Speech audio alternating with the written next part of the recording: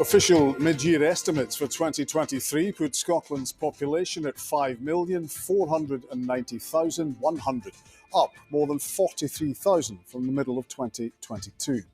The 0.8% increase is the biggest jump in 1 year since 1946-47. The main driver of the growth was people moving to Scotland from abroad and elsewhere in the UK. Without that, our population here would have fallen as deaths outnumbered births by the highest amount on record. We discussed what the figures tell us about the makeup of our society with the Professor of Economics, David Bell, who's part of the Centre for Population Change. Professor Bell, what particularly struck you from today's population figures? Well, the main thing was the very large increase in Scotland's population. It increased by 43,000, 0.8%. That's the biggest increase that we've had this century, actually. It exceeds the increases that we experienced during the early part of the last decade when we had a lot of Eastern European migrants coming into Scotland. But the numbers between 22 and 23, the increase was even larger still. And where were these migrants coming from, principally? Well, so the migration was international migration outside the EU. So it was from countries like Nigeria, like India, like Philippines. That's the pattern for the UK as a whole, and it seems that it was probably replicated in Scotland.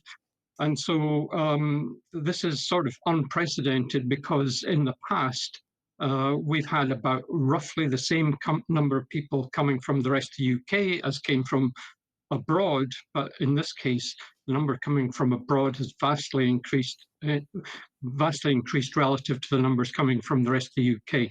And what would be your explanation for that? Well, there's a strong concentration in the cities. So Edinburgh increased by about 11,000, Glasgow by about 14,000, and Dundee has also seen quite a large increase. That may partly be due to a change in the way that they've been recording the number of students, but certainly there's a tendency anyway for migrants first to come towards our cities. But why so much this time? Why are the figures, do you think, so large this time? Well, partly it's because the UK as a whole has had record in-migration. Last year, we thought that perhaps an end to record in-migration would come post-Brexit, but in fact, the overall net migration figures have increased. And that has come particularly from outside the EU, from those countries that I've already mentioned. And this, of course, comes against a background of deaths having outnumbered the births by a record number this year. Absolutely. So in terms of what we call the natural increase, there was no natural increase. We had 65,000 deaths, which is more deaths than we've had for 2 or 3 decades, and we had the lowest number ever of recorded births in Scotland. So in fact, the population in terms of the natural change declined by 19,000. And what happened was that the migration, particularly that in-migration from outside from out with the EU, has led to the fact that the population as a whole has increased. And are you aware of any explanation why the specific figures in Scotland, deaths to births, is so significant, so large? So there's a large cohort of older people, the so-called baby boomers at the moment. And so a fairly large number of them are dying. The number of births, it's just that women are having fewer children, and that's led to the fact that we had 45,000 or so births last year. Way back in the 60s, we were having more than 100,000 births each year. You spoke about the areas that have increased their population, the cities principally. Any areas suffering depopulation?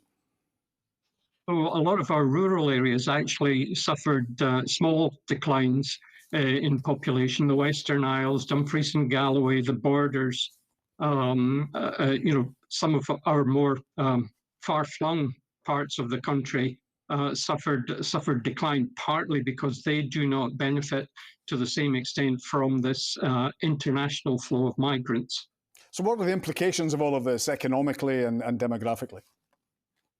So, it makes the focus of the economy more on the cities than was previously the case.